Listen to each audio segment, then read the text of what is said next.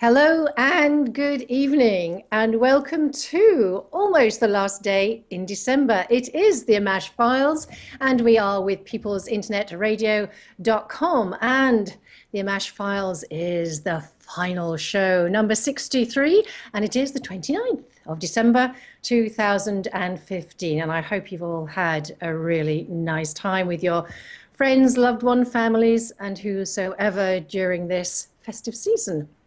So just to bring things right round to the Ammach scenario, this is the last show, as I said and indicated last week, and perhaps a couple of shows before.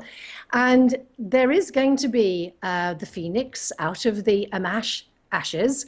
Now that we are keeping various things, I'm going to be keeping the phone number, and the Ammach email will still run for a little while. But otherwise, I'm just going to show you some graphic, which is done by Daniel Vallely, who's also an experiencer, which Tony Hurst has also been putting some work into. So thank you very much for that, Tony. So this is just to give you an overview of what the new artwork for the next phase of development for me, which is the etnewsroom.com, the ET Newsroom, or ETN, as a short form, will look like. So we've got the ETN and the little UFO over there, and we're going to have a website up and running in the very near future. There'll be an email which will be info@ the etnewsroom.com, but I will put all that up in a separate show another time. So this is, as I said, the last of the Ammach Files. The calls are not stopping, let me tell you. It's really interesting. I am getting several calls still a week. And you know, folks, if you take that, extrapolate that out over the planet and put lots of me's out there and other people who are doing this work, that's absolutely loads. And it seems to me that there is an intensity going on. There is a real coming together of information, which is, I don't know, it's like it's bubbling over. And I'm getting one or two people, and especially from sort of 30s, 40s, 50s onwards, who are being triggered to release information into their consciousness through whatever means. And this is really exciting because I think this heralds our new development and evolution pathway into a new and very exciting era for us. I really do think it's full of wonders with a few challenges on the way.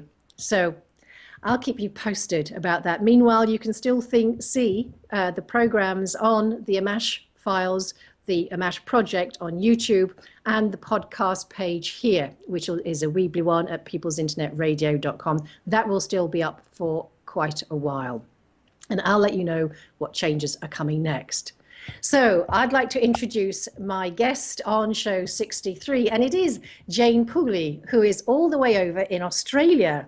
And it's really exciting. Jane and I had a fantastic pre-show chat yesterday. And what was very interesting is that my guest of 2 weeks ago, I think it was, Suzanne Hansen over in New Zealand, there was also a correlation between those two ladies, which I'll let Jane tell you about. But this is really incredible. It is this interconnectedness of all things. And Jane is also a nurse, but I'm going to let her tell you all about this. But we're going to have her choice of song, which is that good old favorite for us ET followers, and that is David Bowie's Starman. So as soon as we've got that ready, Stephen, we'll be going with that, and then we'll be with Jane after that. Thanks, folks. Looking forward to it. Hello and welcome back to the Ammach Files, and welcome Jane Pooley, all the way in New South Wales, Australia. How are you? Morning. Good. Well, thank you. How are you? And what's your weather like there? We're having such crazy weather here. It's beautiful and warm and sunny today. We've had crazy weather too. Lots of storms and switched in with heat and sun, so it's all over the place. But today's lovely. Okay, so I just want to let people know what you do, because your background is very interesting, and that is that you're a nurse, and Yes. do you have a specialization in your nursing field? I do. Emergency and education both. Okay, that's wonderful. Now, for all those people who have had good experiences with the Greys, Jane is definitely on your side. This lady has had fantastic experiences and, as she says, has even got to hug them. So I'm dying to hear about all of that. So, Jane, perhaps you could perhaps just start at the beginning, from your young years and how this interaction began, because I believe also, interestingly, you've only just really in the last 4 years, is it, just come forward or just realized that you want to go public with this? And that's not been easy either. Very true. Okay, well, it's all my life, and I've had quite clear memories, and I've decided in the last few years to stop hiding from it because we know that a lot of people think it's crazy. My friends all seem to believe it, but my family are non-believers in life on other planets. But as my granddaughter says, how can I not believe what I see with my own eyes? So my very first memory is just as a toddler in a cot and putting my arms up to a grey man. I called him. Well, he said to me, "I'm like your grandfather, little one." And whether the memory is I'm like your grandfather, I am your grandfather, I'm just not sure. But I have a clear visual memory of him coming, and he'd pick me up in his arms, and then we'd float up through a light tunnel which behaved like an elevator, only it had no solid sides. So it was just like a beam of light, but it was a technological functioning lift. So we'd go up together through a hole in the bottom of a round spaceship that looked a bit like a sea anemone because it had light striating out from it. Mm. And we'd go into this hole, and then we'd find ourselves standing on the side of the hole, and it would close over. In this spaceship, Graham, my friend Graham, would hug me and smile, and I obviously adored him even as a baby. I have no negative memories of the way he treated me. He was kind and loving and happy to answer all of my questions. So even from a very young age, it was easy to accept and go willingly. So I know the word's abductee, but I don't feel abducted. I feel like I was happy to go. Was there no fear at all, Jane, right from the get-go? This very unusual looking being, often, we have fears of somebody who looks very different from ourselves. Was there none of that as the little one that you were? None as a baby. I remember feeling fear at about 8 because I think these memories flit in and out. They do suppress them. And I woke up mid-air, floating in the air off my bed, and tried to scream. So I was just an 8-year-old child and tried to scream for my mother, and no sound came out. And there I was floating in the air. And then I heard a male voice say, "She's supposed to be asleep," and then blackness. So that's the only time in my entire life I can remember being afraid. But and I used to go to bed waiting for them to come. So, Oh, really? and that a whole lifetime. So it was more shock and surprise and not understanding than fear of the actual people. So Jane, I'm curious, as this little one as you are, little ones are so, excited to tell their family and friends about, things that happened to them and new things. Did you tell your parents and maybe your siblings? And if you did, what was their reaction? I didn't until I was a teen, and I used to say that I could see. Yeah, I just somehow just kept it to myself. It had become the norm to me. I used to think of them as my other family. Okay. Call them the others in my head. So I perhaps didn't realise everyone else didn't see them too. It was so normal.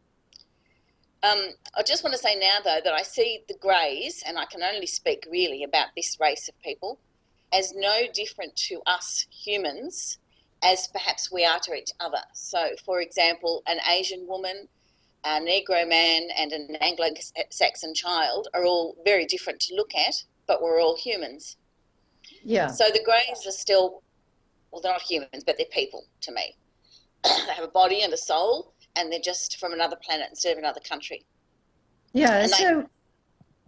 So again, I've heard quite a lot of descriptions of different species of greys. Were these guys the tall ones, short ones? What were they like? Because we always have as we're so physical, we have a fascination with the physicality.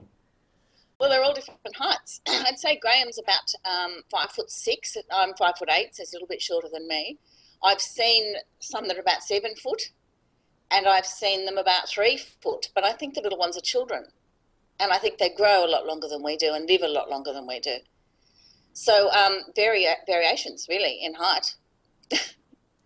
And so do you, yeah, did as a child as well, did you have much conscious memory of what you did on board?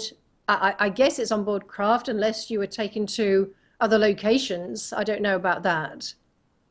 It was all on board craft, varying sizes. There's a mothership that they live on that's like a massive artificial planet that's, you have to fly around inside. It's that big.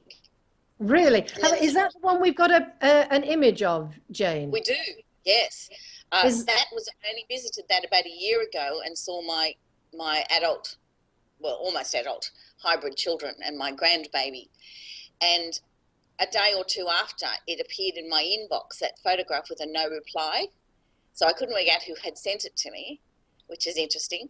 And then so I Googled it and I discovered that the International Space Station had photographed it not that long after I had actually been there. So I found that quite exciting. So that's the spaceship I was on. all right. Well, let's see if we can put that one up for people to have a look at as well. So I think it says Mothercraft with the ISS on that one. Yes.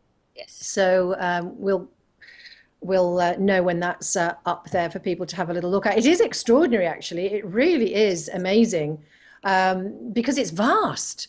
I mean, as I was looking down at the image of it, and I couldn't quite work out, and I thought, oh my God, that's like a cap covering the Earth, and there's the ISS on the top. So, wow, that's amazing. Unless we were looking at the shadow of the ISS there, but even either way, it's enormous, absolutely vast. Yeah. It's multiple story. It just goes on and on. I can't tell you exactly how many stories.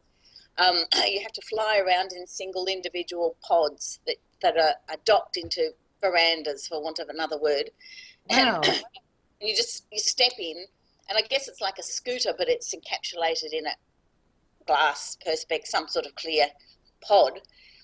And Graham stepped into one beside me and he said, "Step in." I said, "I don't know how to fly." And he said, "Yes, you do. We've already taught you. Just follow me." So I don't remember being taught, but I seem to know how to fly it when I hopped in. And we fly all around the spaceship to different places. So when I have to ask, when you're talking about flying, is it like a hover, or are you actually literally going upwards as well as, vertically as well as horizontally? Yes, all directions.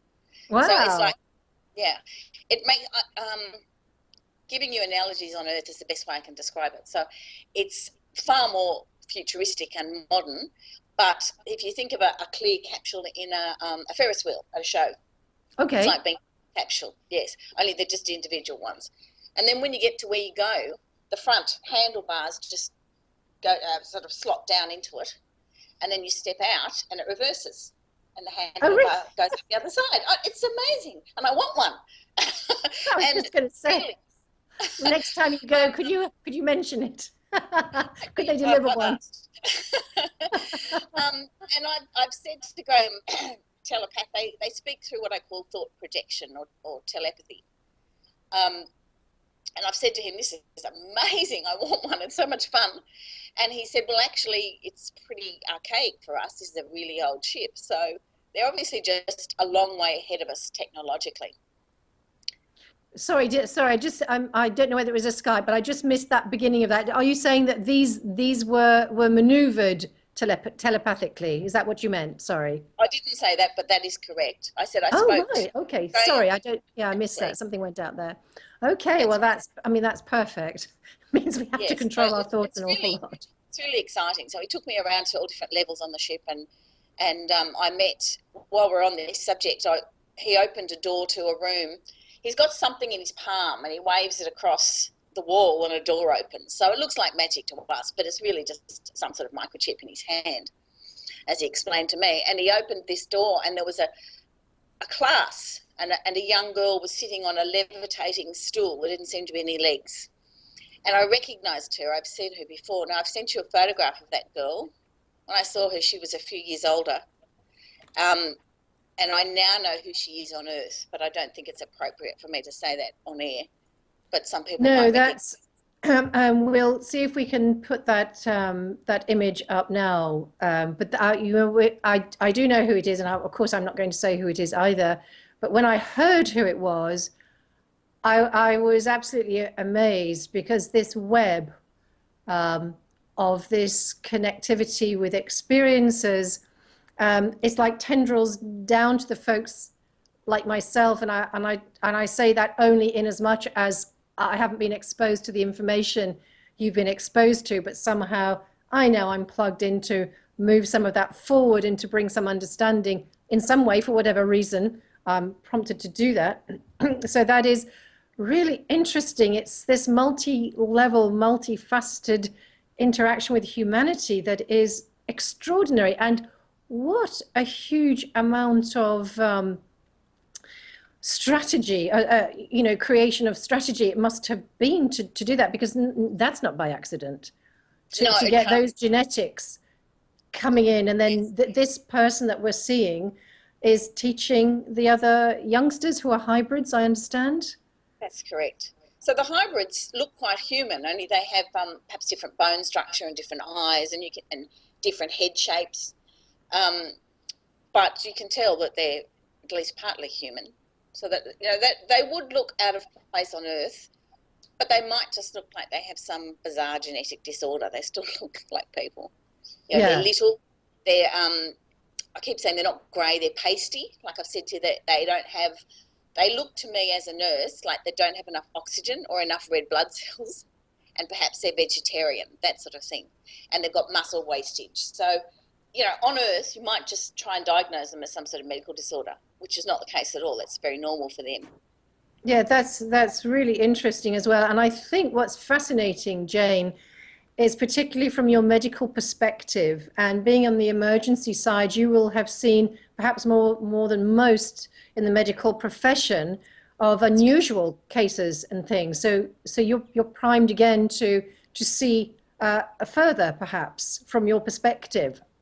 You're right. And on that note, I have seen an alien fetus, and I sent you a photograph that was identical. It's not the same. It's not a photograph of the one I saw, but it was identical to the one I saw. Okay, so let's see if we can put the Get that one up. Yeah. yeah. I mean, these I do know, actually, talking about fetuses,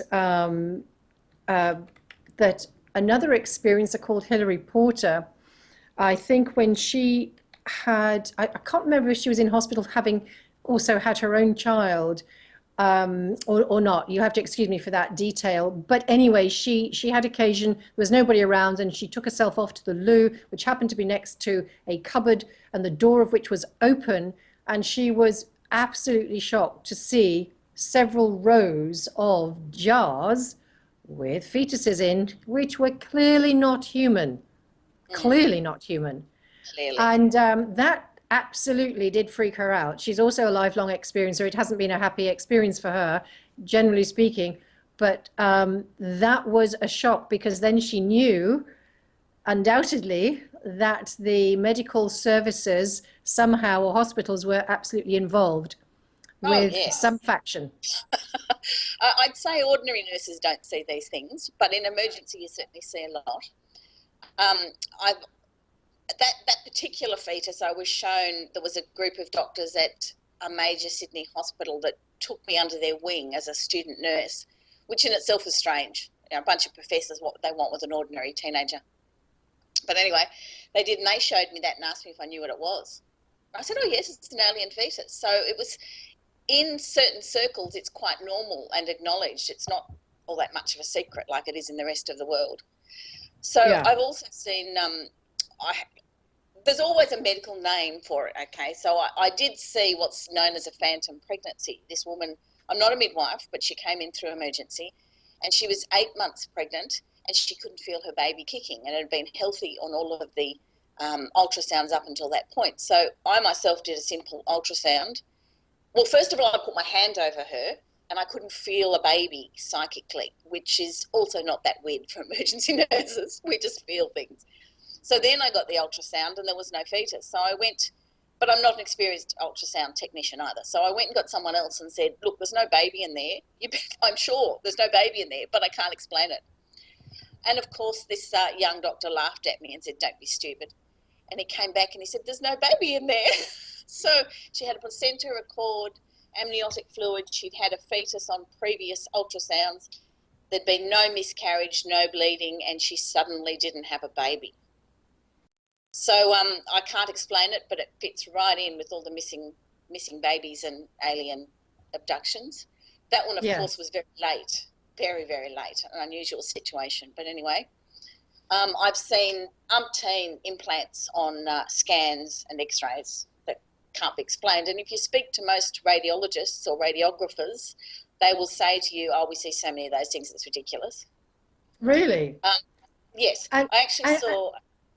Sorry, Jane, I was just going to say, and is that where it stays? I mean, do they investigate it? Do they do anything about it? They leave it there. They jokingly say another alien implant, and they do nothing. Honest to God. And are they? Are they being serious? Yes, they are. Oh. I actually saw a tumour that had a hole in it. It was encapsulated, so it had like a skin around it, and its own blood supply and a hole in the middle with nothing in it. And I asked the radiographer what it was, and he said it was probably, seriously said this, it was probably an alien implant and the body's dissolved it, and that's how the immune system attacks a foreign body, and now it's just a space. He actually said that to me. He didn't even know I was into aliens. So but I don't think you see that on wards or surgical departments. No. So I've really seen some strange things. I did a healing myself. I was just doing an agency shift in a ICU department, intensive care, and this young man, he was, I think 52 he was, I can tell the story, just not the name, went into cardiac arrest, and he was my patient, so we had to do, the team came and we tried to resuscitate him for quite some time. And eventually it was called as, forget it, he's got fixed dilated pupils, he's brain dead, we're never going to get him back. So everyone left. Being my patient, I had to clean up. And I put my hand over his chest and I just prayed. I don't really do anything else. And he came back to life. And not only did he come back to life, but the woman in the bed opposite called me over and she said, I saw what you did. I said, uh-oh. And she said she saw white light come out from under my hand, which I didn't see, but I could feel. And that she said, and outside the window was a white ball of light hovering. Now, I believe in angels, I believe in God, and I believe in healing, but I wonder if this one had something to do with ETs. So I didn't see that, but the patient did. I then went and checked her medical records to make sure there was no reason for her to hallucinate or, medication or dementia or any of those things. There were no excuses that I could find. And I was experiencing the same thing, plus this man had come back to life. So, wow. And he had no brain damage. So what's that? And was he gone? No brain damage. Was he gone for long? No, just a few minutes? Well, he was called as dead. I'd say it would have been about an hour and a half. When he first came back and we got his heart going, he was on a respirator. But 3 days later, I looked after him again and he was walking around and my jaw hit the floor. And I said, I saw you a few days ago. And he said, oh, I heard I was very sick. I said, oh, no, you were dead. So he had no brain damage on CAT scan. He was just perfectly fine. It was bizarre. So and I wonder how the doctors responded when you went and found them and said, excuse me, he's now alive. They just looked at me and said, don't be stupid. They never believe you when you first tell them. But they came over and they went, oh. I had him on a monitor. You could see there was a heartbeat. So, we had to spring into action and put him back together, so to speak. Have you had a lot of encounters with, that just leads me to the next question, with the healing side of things, with people through ET? Because I know that a lot of people have health issues through whatever the interaction is long term, often autoimmune or arthritic, really severe cases sometimes. But also there have been some phenomenal healings like that one. for example, Well, if it was linked? very good question. Um, it's quite a known fact that I don't hide it. I have an autoimmune disease called lupus, which, yes, we can go into the medical explanations, but nobody really knows. It does seem to be a commonality amongst abductees, I've noticed in the last Yeah, few years only, which I find terribly yeah, interesting. Now, just backtracking, when I was a student nurse, I donated blood and I was called up, and that's when the professors noticed me, if you will. And I was told to my face by a well-known, a world-renowned research professor that I had the blood profile of an astronaut, and clearly I wasn't an astronaut, so they believed I was an alien abductee. I just took that. I had no idea this was something special. I said, yeah. So the blood profile of an astronaut, it's known that there's a lot of changes, that cellular changes, and they might mature, they might have less of a certain, different numbers to the norm. That'll probably do for the general public. And apparently I do have that, but I also have an antibody in my blood, which 70% of people with lupus have, to human DNA, which is just strange. To have that's really weird, isn't it? a That is measurable antibody that eats human DNA. Now, and that didn't appear until I was pregnant with my first child, which there was definitely, I have clear memories of ET intervention there. So I wonder if it's just the human body not coping with the foreign alien DNA. yeah, well, maybe, but I'm looking forward to hearing about how all of that developed. But before we do that, I've got a question for you, and it's just, let me get back to, I think it's Sam who's asking that. And it's about hybrids and whether they can live in an Earth environment, as far as you're aware, if you know at all. Well, I've many times asked for my children to come down here and let me show them to my friends and family, as in my hybrid children. I have normal children on Earth as well. And I've been told that they can't survive here for very long at all. They can come and pick us up and stay for a short while, but they have to go back. And then when I was taken to meet them, which was in response to me throwing a giant tanty, you owe me, I want to meet my children, you took them from me, show me, show me. I said, well, why can't I stay here for a couple of weeks and spend some time with them? And Graham said, you'll die. You will die if you stay here. Now, that time I was gone for about 15 hours. And when I came back, I was really sick, like a migraine, throwing up, like space sick, I suppose. That's really interesting too, because I speak to, well, the people I've spoken to have often described that kind of symptom as well when they've had longer, I guess, breaks away from here. That's absolutely fascinating. But can we go back to your student nurse?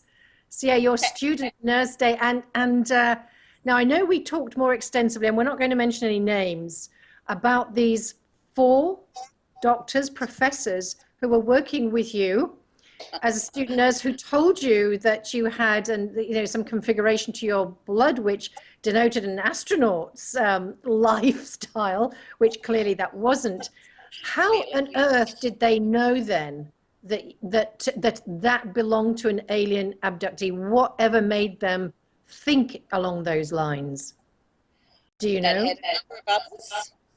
They claimed that they had, we've got an echo now, various technology that had come from alien technology. They asked me a lot of questions.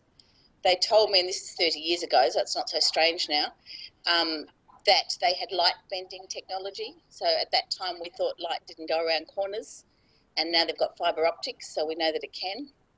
They told me about IVF, surrogacy, organ transplants. All of these things had not been done on Earth then. So I was actually shown in a back room in the hospital various things, like a heart transplant on a dog, for example. And I asked all sorts of questions. So all of this was going on a very long time ago. 3 of those doctors are now dead. They were actually murdered, and there was an attempt on my life. Do you want me to tell that story?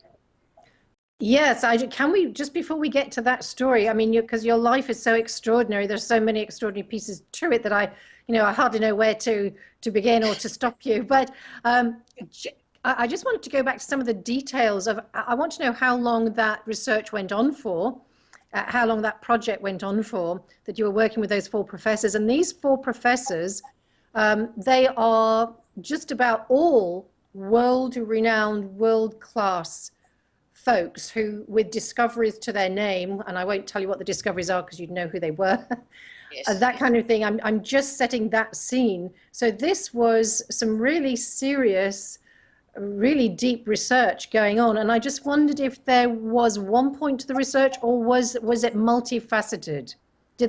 Were you there with a number of people, or was it just you?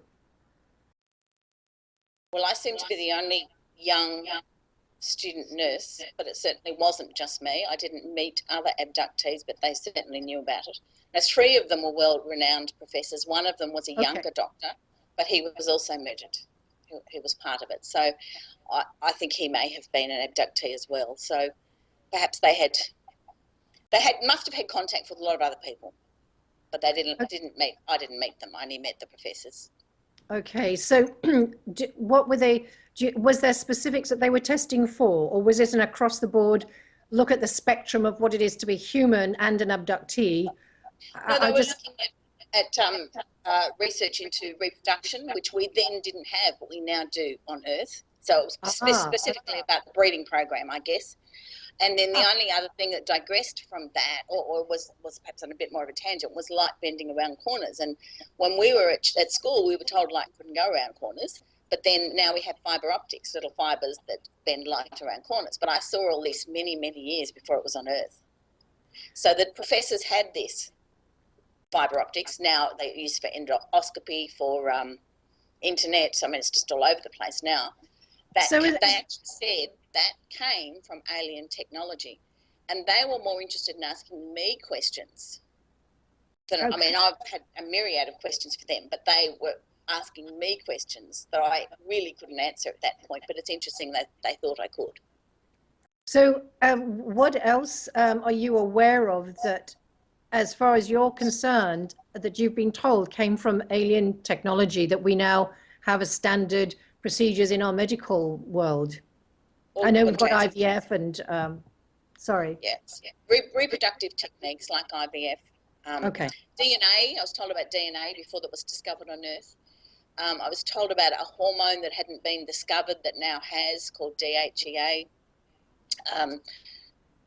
Endoscopies, that's about it for now. But the thing is that medicine usually goes in stages and evolves, 1, 2, 3, 4, 5, whereas this went 1, 2, 6, 7, 8, 9. So there was a gap in the research chain. So it had to come from someone had thrown in new information. And that's how it was described to me. That's actually what the professor said. It usually evolves, and it didn't. It just jumped into it. Yes, and how long were you doing the research with them for, or the program for? Was it a matter of months or years? No, it was years, and it was picked up again about 15 years later. I was sort of called back, and there was some more research done on dare I say it, cancer and lupus and AIDS and MS cures, and then my friend, obviously I have to be very careful what I say on air, but my friend was murdered for that. Sorry, your friend was what? Murdered for that. Oh. Murdered for finding a cure for AIDS, lupus, cancer and MS. So, and that too came from the alien technology. So I think the criminal activity is human. I don't seem to have any problem with the things that the aliens do and help us with and show us. And I've never seen anything nasty from them at all. I think when people are afraid, it's, as you said earlier, fear of the unknown, and they fight and react to being taken somewhere. Yeah. But they're gentle, kind, giving creatures. Did any of the professors, any of the research party meet these guys? I suspect so, though I couldn't say because of the things that they were saying, but I really couldn't tell you. Okay, well, I've got another question from Slim Boy, who's asking, Are you aware of artifacts shown by a guy called Klaus Donner showing medical knowledge, advanced medical knowledge, so that there are artifacts showing procedures? And I don't know whether you're aware of the artifact. No. No, I'm sorry, I'm not a person. Yeah. No, I think it's amazing. And again, the other one was, another question was, what questions did they ask you? So, and that's from a nurse. That's from a fellow nurse. They asked me if I knew how light could go around corners. They asked me if I recognised this fetus in a jar, and I did. They asked me if I knew how to do transplants. They asked me medical, not technological questions. Okay. Apart from being familiar, I couldn't give them the information they wanted at that point. Yeah. No more has come out since. Yeah. Yes, and there's just I think a statement that DNA was discovered in 1869. Well, I suppose, and it wasn't acknowledged here until I think the early 90s, and it would have been discovered a long time before that, before it came out to the public. Yeah. Also, DNA is much more complex than we humans still know. There's so much more to it. We've only got the kindergarten version of it. Yeah, I'm absolutely sure of that. Do you think, Jane, that we will ever see, or that research will ever see the light of day? Yes, absolutely, because the things I was shown 30 years ago have already started to come out. Well, I guess, yes, I should have phrased the question differently. Do you think will ever come out in a report that this is, ET linked, ET related? I do. In time, I do. Okay, that's really interesting. Really interesting. Okay, so you were about to say that some faction or force would have liked to have seen you off the planet and out of your body as well at some point. And this, what you're about to say or relate to us, I think is very absolutely fascinating, because it involves human mutilation. And I think that's really a fascinating aspect of it too, because it's a rare thing. So the scene is set that these professors had been killed off, and I guess that by rogue elements of those who don't want us to know this kind of information, or for it to get out there. And then they were also after you to stop the participants in this experiment. Is that correct? Have I got that right? Partly. So what happened was the last one had been murdered, and my phone had been bugged, and I called out the telephone company, and the technician showed me where a bug had been, because I wanted proof. And I said, will you put that in writing? And he said, no way, but I'm explaining it to you now, so you're seeing that it's here.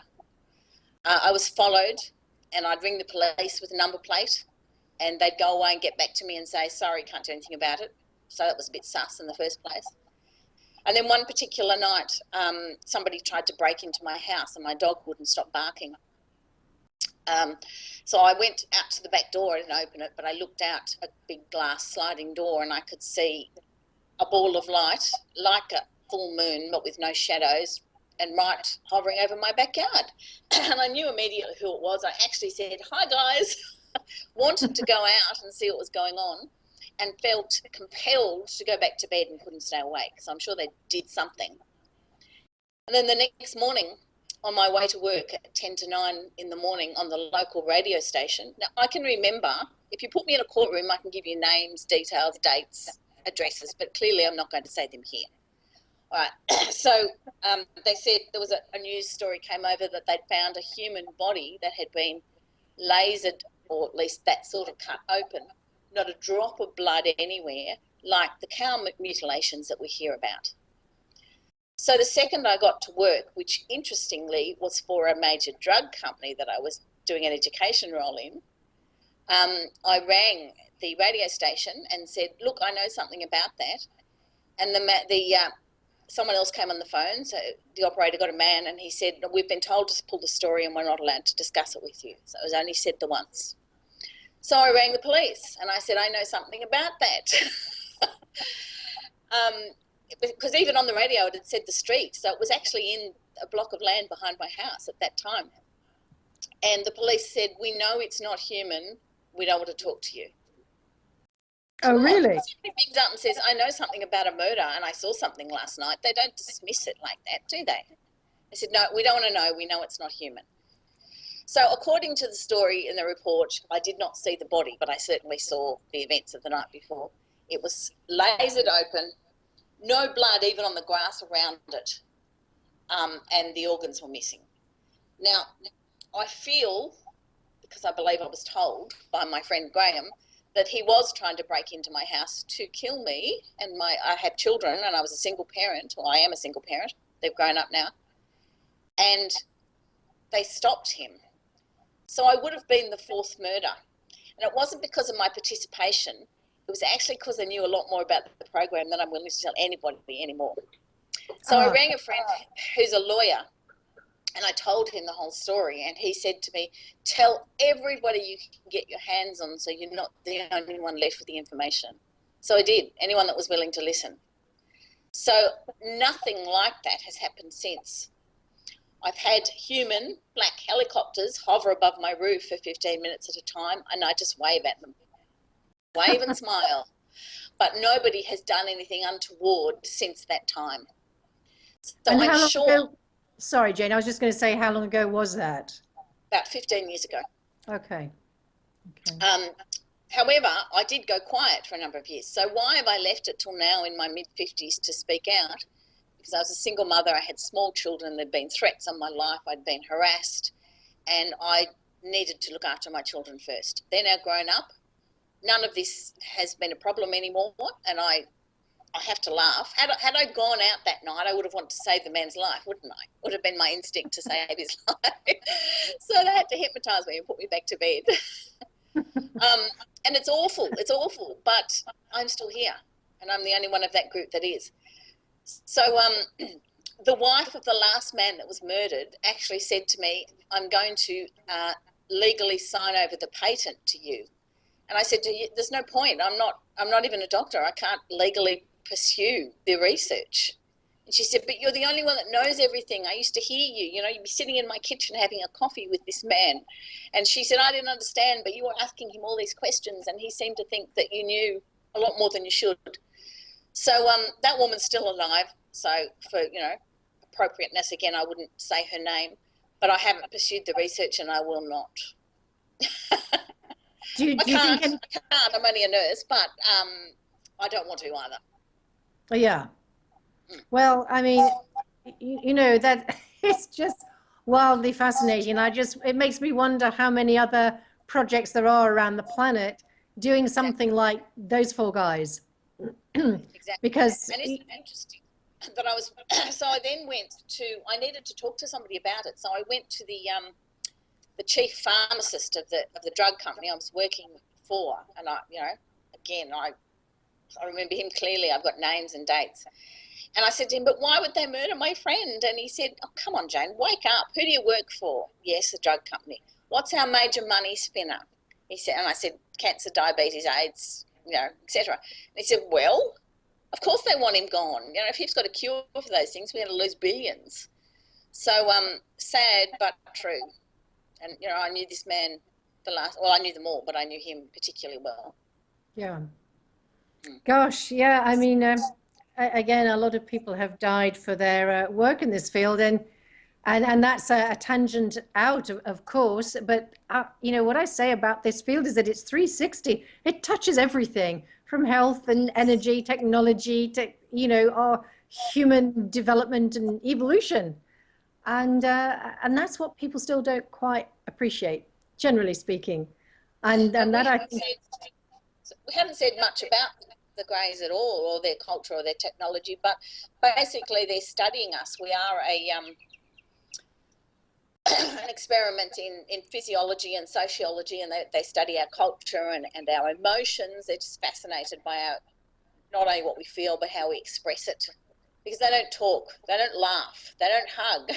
Graham has learnt to hug through me, and when he laughs, so Graham's the man that picks me up every time I go for a visit, right? The grey man. His little mouth just becomes taut, and his whole body shakes with mirth. And then I burst out laughing at that, and then he laughs more. So they certainly have a sense of humour, but he's trying to, when he tries to express human emotions, he just looks hysterical. So it really is just a different culture, different way of doing things. So have you been exposed to much of the culture? I know you've been involved in some of the, the testing and the biology part of it. And so what is it that they have also been sharing with you on the educational side? Well, strangely, when I ask them what I'm to do up there for them when they take me now, as a grandmother and past breeding age, they just want me to teach the hybrid children things like laughing, music, art, colour, plants, books, things that they don't have, which seems simplistic when they've shown me all this medical technology, but that's what they need. So it's really no different. I'm just being a grandmother when I go up there like I am here. So it's like visiting family, only I teach other people's hybrid children as well, which is how I got to know the girl in the photograph that belongs to somebody on Earth. She's part of that program too. So, but again, backtracking, because we left out the beginning of the story, I've got 3 hybrid children and a grandbaby on this mothership that we've shown you the photograph of. And I have, clear memories and medical documents of being pregnant, positive blood pregnancy tests, a fetus and ultrasound, and then a missing fetus, but a placenta and a cord still in my uterus, which had to be removed surgically, and thoroughly confused doctors. 3 times I'd have breast milk after they were taken, even at 12 weeks, which is not really quite normal. Yeah. And then when the babies were born in space, I don't know what they do with them between the 3 to 5 months in my uterus or ours, because I'm certainly not the only one, and up there. So they must have some sort of artificial uterus. I asked them about that, and Graham said, "Jane, you will not cope, you'll cry. I'll show you everything else, but I'm not showing you all the babies." So I've got a gap in my knowledge there, which I get. I mean, crying's fine, but I really would be upset of all these motherless children in fake uteruses. Anyway, so then when mine were born, I actually would metaphysically go through labour and have milk again. So I was aware of the day that they were born in space, all of them. So I've named them all and I've baptised them all, and just for the sake of my own psychological well-being, I guess. Mm-hmm. And then when the eldest, Claire, was going to have her own child, so this is a 2nd generation hybrid child, 2 hybrids. So my eldest child, Claire, my eldest child in space, Claire, has 2 human parents, and I've left out a lot, haven't I? There's so much of it. So me, carrying baby, and on my many visits in space, I'd see the same human man, and he was there from childhood. I'd see him every visit. I say that it was consensual and I don't feel abducted, but they certainly do something to us to make us cooperative and forget and cope and not get space sick and not kick and scream, So I think they give us a drug, and it feels like something called midazolam or Hypnoval in Australia as a brand name. That's a light anaesthetic that I understand was developed during the Cold War as a hypnotic, but it basically knocks people out like Valium so we can do minor surgical procedures, and then they don't remember. So it feels like I've had that drug when I come back. So anyway, Claire was about to have her own baby. And I left out. So there's 2 human parents, and then I'm up there at 6 weeks they take me, and at 12 weeks they take me, and later if the baby stays longer. And I have clear memories of these visits. And I'm laying on a levitating table with no legs that looks like silver metal but feels soft like fabric. And Graham is standing on my left side, and it's clearly a gynecological medical procedure, so you can imagine the position without me having to tell you. And there's 2 nurses or doctors that are greys at the end of the bed. And I'm crying, and they remove the fetus. And I said to Graham, "Don't take my baby, don't take my baby." and he's stroking my arm, saying, it's okay, and explaining to me that they take the fetus away, do something in it to splice in grey DNA, and then reinsert the fetus. And I'm aware of all of this going inside my privates, and I can feel pain where they've removed the fetus from the left side. And then after they've done that, they put an injection in, so I feel something else going inside me, and I can feel a little bit of pain where they inject beside the fetus in the uterus wall to make it retake so I don't lose it. And then I have a little bit of bleeding, and Graham saying, I want you to lay here for a while. And they put some sort of blanket over me, which I jokingly call a space blanket, but it wasn't, some sort of blanket. And I'm there for a while, settled. And he says, it'll be okay, it'll be okay. And I say, you can't take my baby, you can't take my baby. And he says, well, look, if we let you take this baby down there with the grey DNA in it, it wouldn't survive. So now we'll leave it a little bit longer, and if it looks human enough and we think it'll cope, we'll let you keep it. But if it looks too grey, we'll have to take it. So that happened 3 times. So I have a 23-year-old, a 16-year-old and an 11-year-old in space. And then the 23-year-old has partnered up or married another hybrid child in space, not related to me, and they've now had a baby who's Amelia, and she's 18 months old.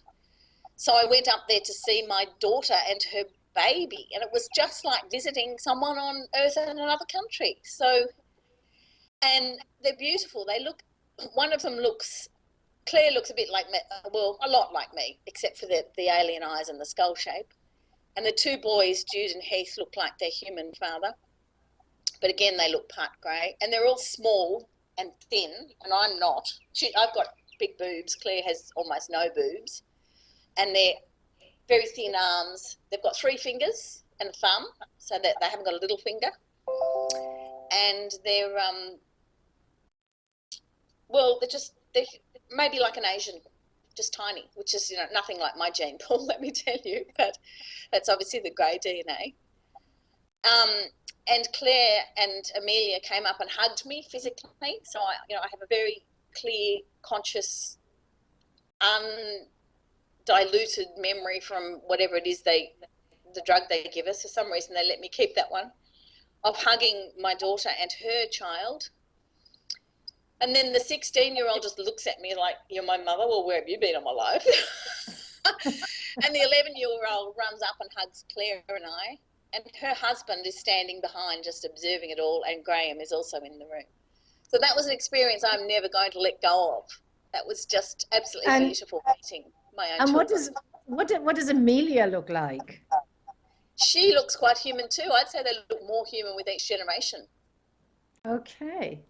Yeah. I think that's The biggest difference is the shape of the head and the eye sockets, like the little girl that I've shown you that's not related to me, that photo again.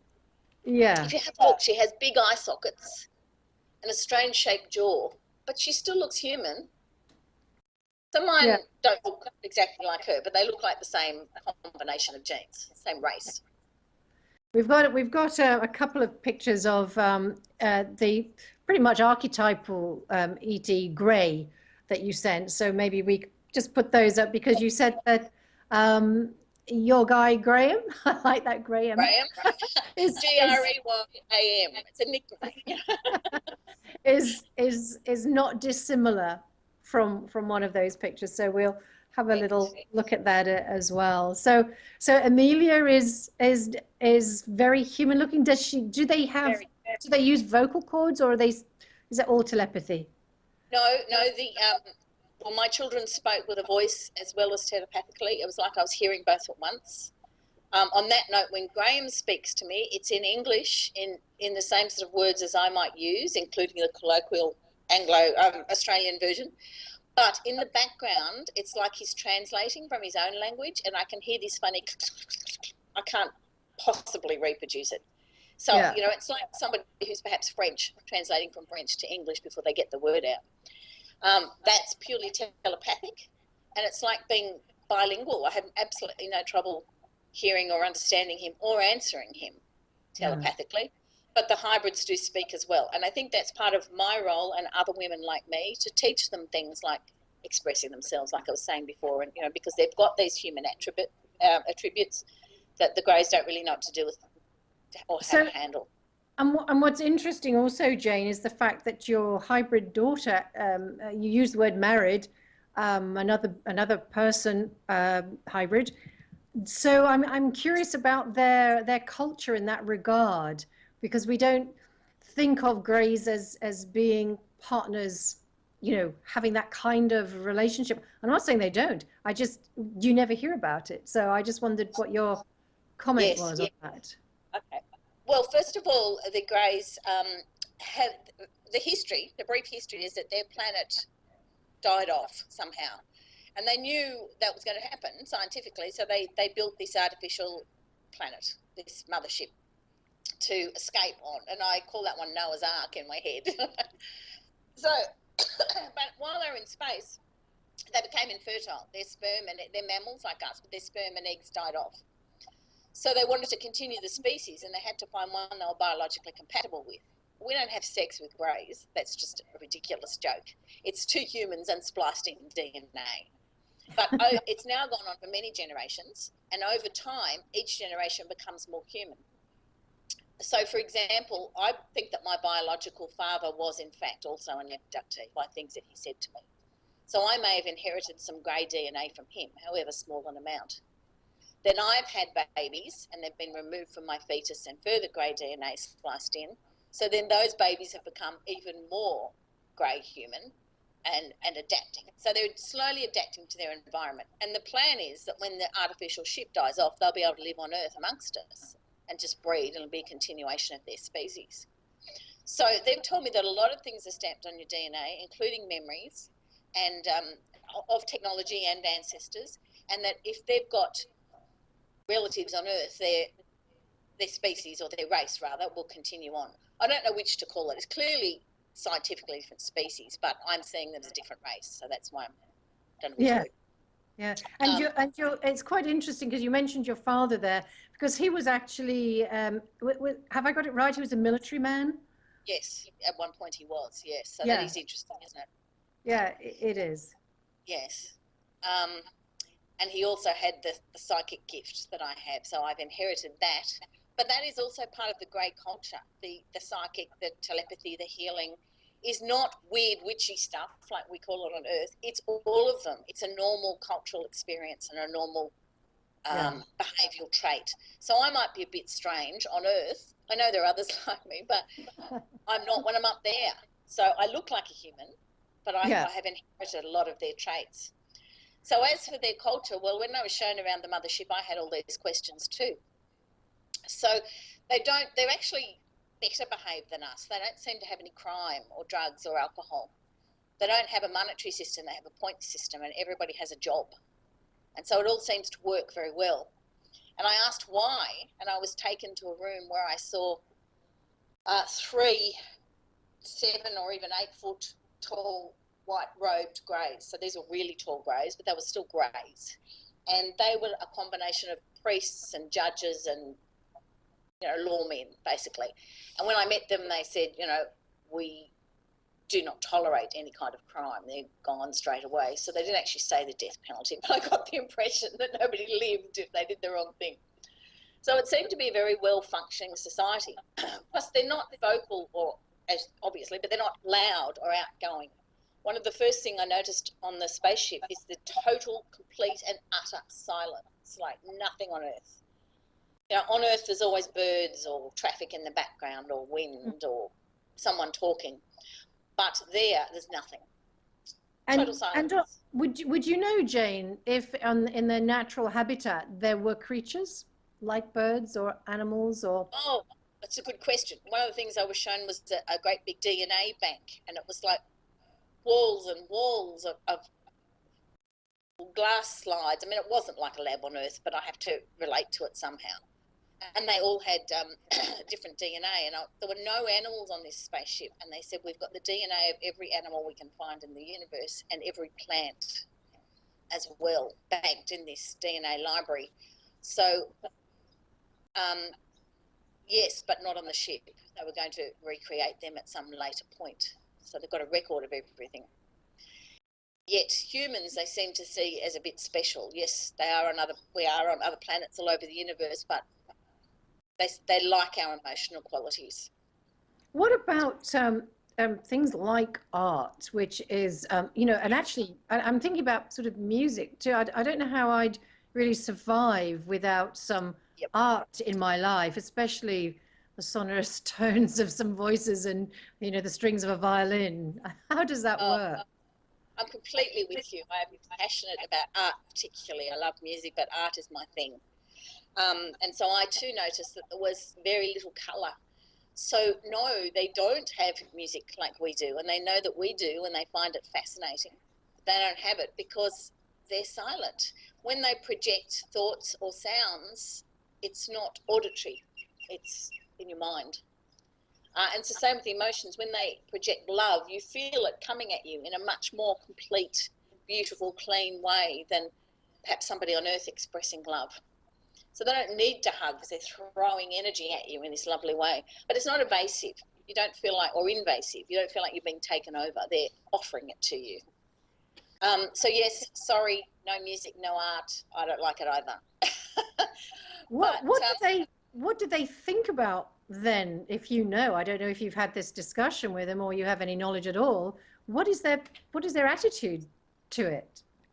they find it all quite bizarre. They don't understand it. But yes, it's one of the things they want us to teach the hybrid children. Wow. Yeah. Yes. So they want to become more like us.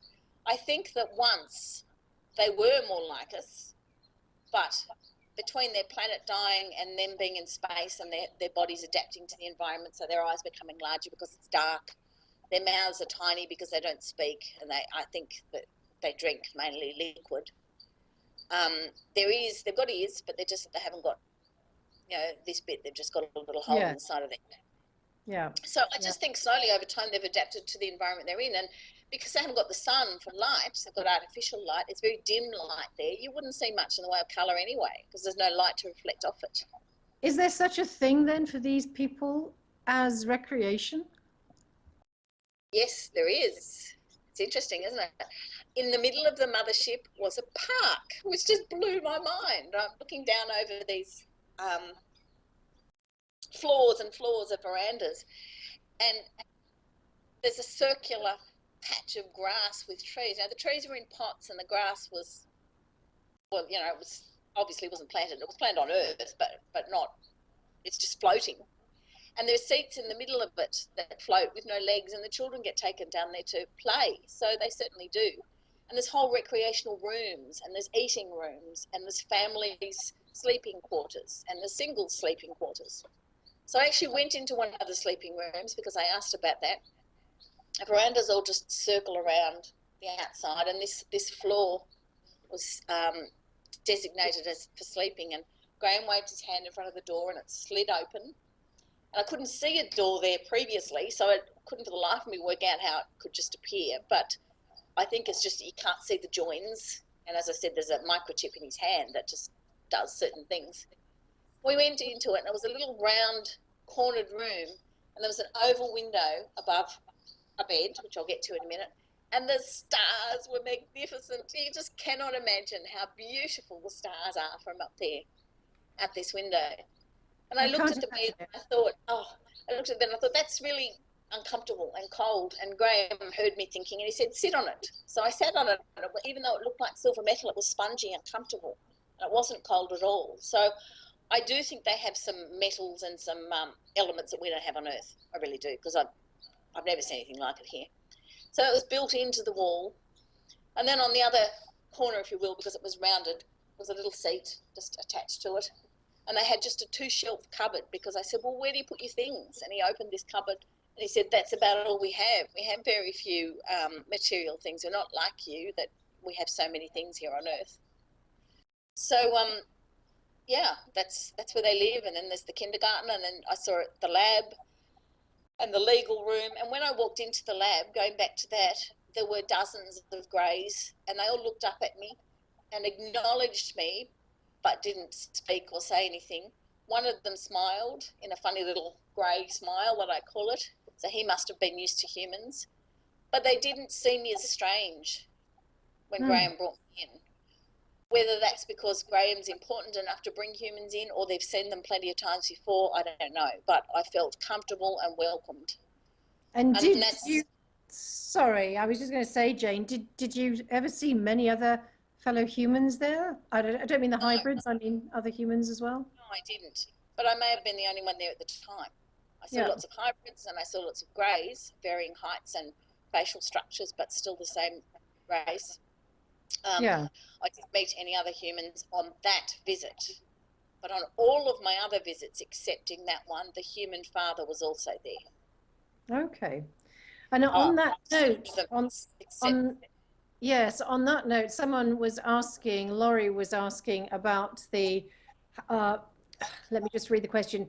So can you go into the sex of how her hybrid children came about? So I assume she means how that acts. I was just being a bit coy, which is silly, really. So the same human child was taken up there each time with me. A couple of exceptions, when I went for gynae procedures, things like that. But generally we'd go up there and we'd grow up together. And Graham said, we're watching you, you're mated, they'd call us, which is just gross to mate someone, but they'd matched us by DNA from birth. They'd picked us out. So yes, how much is consensual? How much is preordained? This is what happened. And when I said to a girlfriend I had sex with this man and it was consensual, she said, oh yeah, sure, it's like being date raped, you were drugged. But no, that's a good point. It's not something I would normally have done. But anyway, I did. So this person, as we grew up, this man, there was a time I remember being mated in a room and Graham would open the door, we'd walk in, it was just a floating bed and we couldn't see anything else except silver round walls. I was aware that at one point I said to him, I feel like we're being watched, and he just nodded, but I was embarrassed, he wasn't. He seemed to be a bit more drugged than me. I seemed to be a little more aware. But we knew each other. We did the deed. Who cares about the sex? And I was certainly pregnant straight after. I remember this particular incident and coming back to Earth, and I woke up in the morning and said, I'm pregnant. And I actually went to the GP and he said, don't be stupid. You can't tell me you got pregnant. I didn't tell him any of the ET stuff. He said, you can't tell me you got pregnant last night. We'd never know. Well, I had a positive blood test again, so I knew from the moment of the conception. I was also told it was a boy and I was to call him after his father, which I did. So again, names would be completely inappropriate, but I have met this man on Earth who doesn't have all of the same memories as me, but has enough to know that he too is an abductee. So so the sex, in summary, two humans, normal way, conception, normal way, fetus removed. Both of us, though, seem to have some grey DNA in our family heritage anyway. He's got ancestors with experiences as well. And then at 6 weeks, and again at 12 weeks, the fetus is removed, so taken away, like out of the room. Grey DNA is spliced in, it's reinserted into my uterus. I carry it for a bit longer, and somewhere between 12 and 16 weeks, when they feel the child is ready, I'm taken back upstairs into the spaceship. They remove the fetus. I come back on Earth and I look like I've had a miscarriage, but the placenta and cord are intact. So then I'd go to a doctor and thinking I'd had a miscarriage and have, everyone knows what a D&C is, to remove retained products. Sorry, boys, I know it's a bit gross, and there would be no fetus or no fetal cells there. And the doctor each time would just be thoroughly confused. So I also wonder why the Greys didn't clear that up either. Good point. Good point. They seem to be very concerned about how we cope with things and our grief.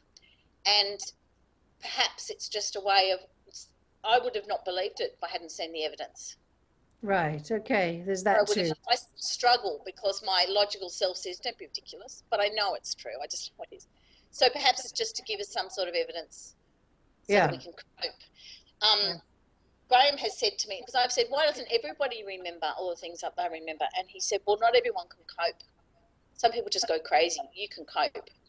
And I can cope, but that doesn't mean I haven't grieved or cried or gone through the process of, oh my God, why me? This is not fair. It's affected my health, my life, my children. You've stolen 3 babies from me and denied me watching one of my grandchildren grow up. it's not all rosy and good. I'm just saying that I'm coping, and that Graham has been such a honey that I got lucky that I got a good caseworker or grandfather, and everything about him is just so beautiful. He does help me cope a lot. Now, just on a sideline, apart from murdering the man that was going to murder me, which you have to laugh at, this one sounds a bit nutty, but I'm going to tell you anyway. Not very long ago, my car broke down and I'd spent a lot of money on it and I'd run out of money, and then it broke down again and I had to get it towed back to the mechanic. And here I am in tears going, I've had enough, I have no more money.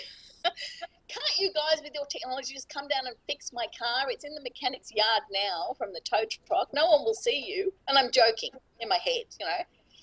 Next day, the mechanic rings and said, I can't find anything wrong with it. Whereas myself, my son, the tow truck operator couldn't get it going the day before. So I actually think they did go and fix my car in the middle of the night. Well, you never know. Why not? You never know. Well, you never know. That's right. That's certainly not provable, but you wonder about certain things. Yeah. After I've been picked up a few times, there are perfect, lasered circles on my grass where they've landed. Oh, okay. There's so much of that sort of thing. It's just not funny. And that kind of thing, are these big circles, and do they last a long time? Do they affect the growing of the grass that's there for any length of time? Well, bizarrely, they seem to go, they're there for a day and they seem to disappear, which is bizarre because the grass is dead. So, no, they don't last a long time. The grass is just flat and, well, it's just a perfect circle. No, they're not very big, but I've seen different spaceships, and the ones that I'm picked up in, when I'm sitting in them, I feel like this. It's just too small for a human. And it's freezing. And when they take me from, like, in the small pickup vehicle to the bigger vehicle, I feel I come back and I'm quite cold, shaking, whether I'm in shock or the temperature's too low. And I've complained about that and said, come on, surely that's fixable. You know, 1, fix temperature. 2, let me take the cardigan and my phone. Would you please let me take my phone? But no. And Graham says, look, we would die if the temperature was high enough to keep you Really? comfortable. So they've got a lower body temperature. They breathe much more slowly and much more shallowly, I've noticed. You have to really look to see if they're actually breathing, but they are. It's just tiny. Their metabolism, I think, is completely different to ours. They eat different food. As I've said before, their skin colour looks to me like there's not enough oxygen, not enough iron. They don't have any sun, so how would they get a suntan or any warmth of colour in there? You know, they're living on a planet. So it's all quite reasonable when I think about it that way. Yeah. Now, they're physical beings just like humans. You know, I've heard all sorts of rumours about demons and time travellers and interdimensionals, and I want to laugh at it all because, they're just people. They're just big. So another question in the chat room is also, how do these guys what do they use for fuel, and how do they travel faster than light, which I assume they must have to? Oh, good question. Well, the fuel is 2 things, solar and something radioactive. I've said that they've got materials that we don't have. Perhaps they come from other planets. I have a theory that a lot of abductees end up with cancer as well as autoimmune diseases because we're exposed to radiation every time we go up there. So it has to be an accumulative effect, as it would be on Earth if we had too many X-rays. So, yeah, some sort of radiation and solar power and thought. So there's 3 different ways that it goes. I can see no motor, no buttons. It's just all beautiful, no welding. It's just all beautifully melded together. They're really beautiful spaceships, I must say. In something like this mothership, Jane, is there one console where it is, guided from, piloted from, or are there many points on the craft? Would you know? I don't know. I'm thinking about what they showed me. I suspect the 3 elders that I saw might have been thought guiding the ship. So I think there was one point, but more than one head, more than one. At least 3 controlling it. Yeah. Okay. Except for the little individual pods that you fly around the ship in, that's their public transport system. They're just operated by the individual that gets into it. And as I said, I found I could without too much trouble, which surprised me. So I just And thought, follow yeah, Graham. I did. brilliant. And have they shown you? I've heard about some of these. I don't know if they're classes or anyway educational sessions where people have been shown these fantastic holographic, Yes. you know, scenes in which they can walk through and they see the planets and the system where they're from. Have they shown you where they're from? And Yes. Yes, many times. The earliest example is when I was having what I will compare to our scans of my babies, and in the air above me would appear the baby in the most beautiful form. It was clearly a hologram of some sort, but again, that was before holograms on Earth. And was still so clear. It's like no technology we have here. So there was that. Then there was a time that I went to what I call a Universal Council meeting, and I'm going to email you that story rather than tell too much about it now because it's a long story. But I was shown a possible event on Earth, one that they were trying to stop from happening. So, and you know, an end of the world, end of planet event, and they've got a backup system. You know, they've got a plan, an emergency plan for Earth, and this Universal Council does everywhere, not just us. But at the moment, they're focusing on Earth because we're looking like blowing up our own planet without much help from anybody else, aren't we? yeah, indeed. So the emergency plan I've been part of training in. So yeah, they've got purpose-built little spaceships that are going to swoop in and pick up as many humans as they can. So I will email you that story and you can send it out to whoever asks. Okay. It's part of my book, but it's useful for the whole world to see, I think. So they showed me that in a hologram, and it was very different to what can happen, big picture in the air of a room full of people, different aliens, and thought projection when they're talking to you. It was a completely different concept. There really aren't any English words to describe these things because we don't have them on this planet. So that's why all I can say is it was like this, but far more advanced. It's very difficult to describe. Yeah, no, absolutely. So have they given you any names of the location that they're actually from, just before we leave that point? Well, I've asked and they said that planet doesn't exist anymore. It's not what you called it. I think it might be the asteroid belt that we have here in our galaxy. Okay. But that was a planet that was their planet that blew up. And that's what's left of it, but it doesn't exist. So we perhaps never had a name for it. Okay. Okay. So have they then been, I don't know if perhaps the word relegated isn't correct, but forced to live in this ship as a planet, in almost like a small planet, roaming around? And is it just by chance they came to Earth, or was there a design in that from the get-go? Oh, no, that was designed. They knew, they'd done a lot of research. They were still much more an advanced culture than we were, and they were quite aware before the planet blew up of what was going to happen, and it was all well planned. So they knew they were going to come and live here, but they couldn't live here, so they've done it over generations. And as I said, they've become more and more and more like us, and the plan is in the not too distant future they'll live here amongst us and just continue to breed as normal, and no one will ever know.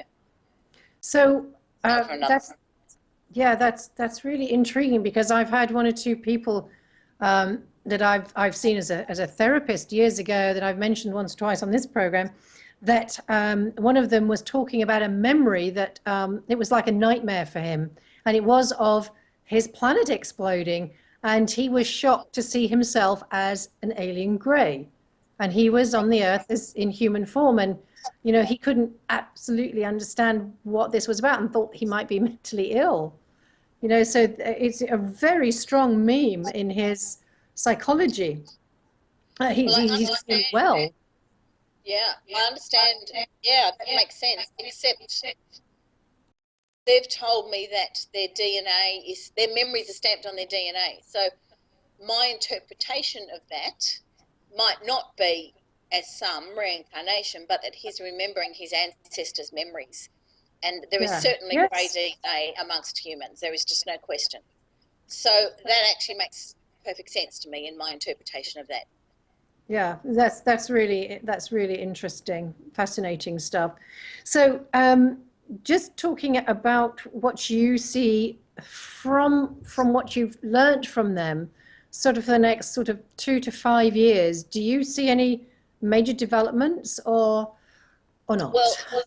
yes, we could completely blow up our own planet in that time. They're telling me that they well, they don't want it to happen. It's not a definite, but they're on high alert, ready with this emergency plan to save as many humans as they can. And that there is another planet. There are many other planets that we can live on. There are identical environments to this. But they've got one ready for we'll be refugees, won't we, on another planet? So they're ready for that.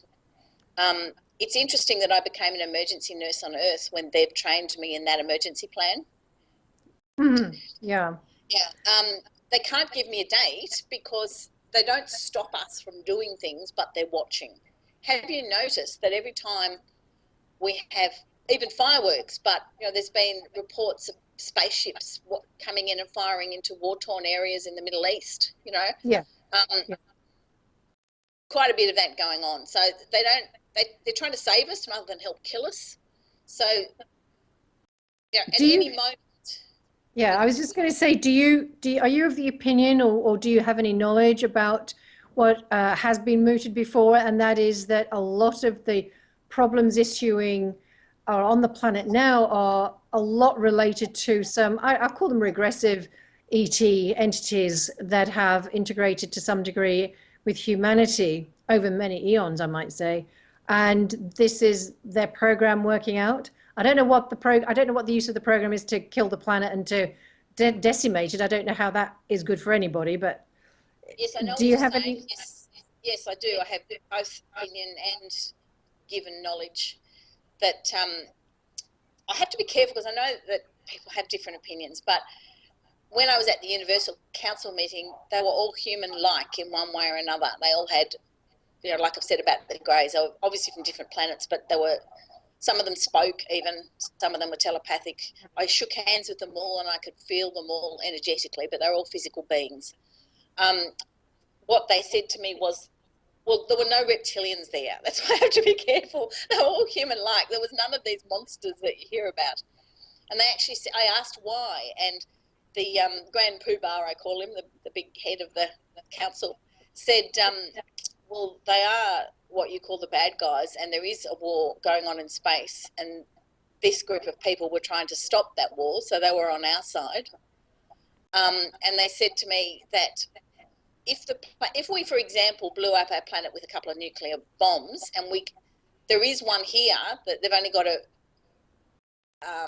ignite, and it will take the whole planet with us. In about 10 minutes, it will just destroy the planet because the nuclear explosion will trigger off every natural disaster known to man. So there'll be tsunamis and earthquakes, and it'll just take over the whole planet. They showed me that, and I found that quite distressing. But what they said to me was that these reptilians live, well, some here underground, but the planet they come from has quite a lot of radiation anyway, so they wouldn't care if it was irradiated. They just continue to live underground and tolerate it. So if we blow up our own planet, these reptilians will just take over the planet straight away. So all the others, the good guys, are trying to stop the reptilians from encouraging us to destroy our own planet. So yes, there is some influence already. Apparently they're really getting into some. Well, there's a lot of mentally ill people, there's a lot of drugged people. Some of our leaders are mentally ill. They're not just control freaks. They're narcissistic personalities and psychopaths. And so it's quite easy for these bad aliens to influence them to do exactly what they want them to do. Yeah. So they don't have to destroy our planet. We'll do it ourselves. Yeah. Okay. What is their concept, if any, of what we refer to as God or the absolute or the divine or whatever anybody calls that? Same God as us. I did ask that question, Graham, my friend Graham, and he said, same God as us. He made us and he made them, and they've got bodies and souls just like we have, and there really is no difference. I personally believe in the Christian God, and they said they were there and they saw the whole Jesus event unfold. And in fact, I do I do feel that the Star of Bethlehem was in fact a spaceship showing them where to go. I think Jesus is exactly who he says he is. I don't think he's an alien, but there were certainly aliens around watching. Graham said they were there for the crucifixion. This is over many generations, clearly. They do live longer than us, but it's, this is ancestral memories, not Graham's memories. So he said, same as you guys, same God, we just call him something different like the rest of you. So it doesn't change anything you believe, and it shouldn't change anything you believe, even if it's different.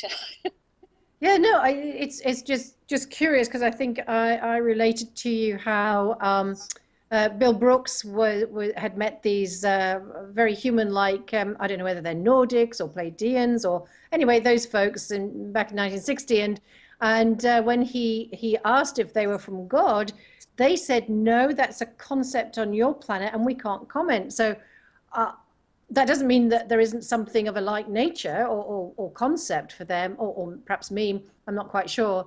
But he was a 10-year-old boy, so he didn't discuss that. But I was just curious from that perspective. Well, they've said to me, we're not gods, we're not magic, we're equal to you. We've just got better technology. Now, put that aside for a minute. And I do believe in angels and other light beings, whatever you want to call them. I absolutely do. And they're not God either. They're just different to us. So there's lots of different types of beings around, both spiritual and physical. And it's the same God for all of them. So I myself have seen an angel, which was certainly made of light, and that was not an alien, was nothing like an alien. So I think people get all these things mixed up and think that they're all the same, they're all ETs, but they're not. So what? Well, that's fascinating. I've heard of one or two people say that they've seen angels. What is an angel then, from your understanding? Purely spirit, not a physical body.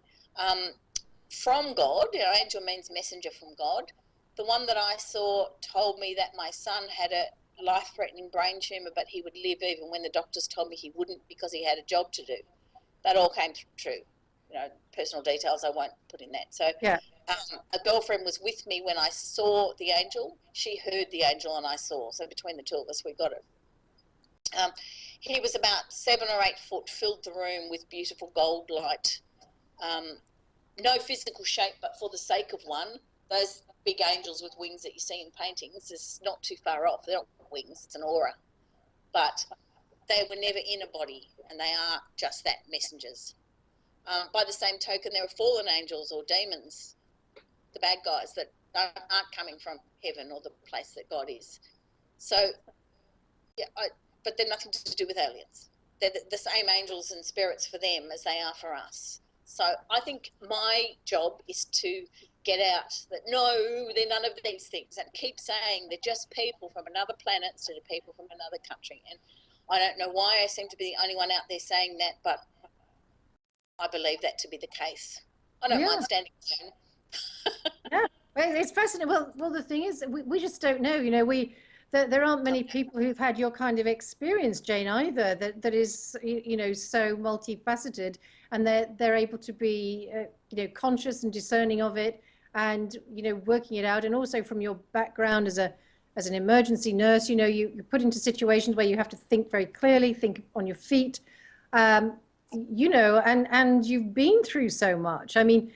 And just on that note about going through so much, we were talking again on the pre-show chat just about your health. And I know you've mentioned it once or twice, just fleetingly.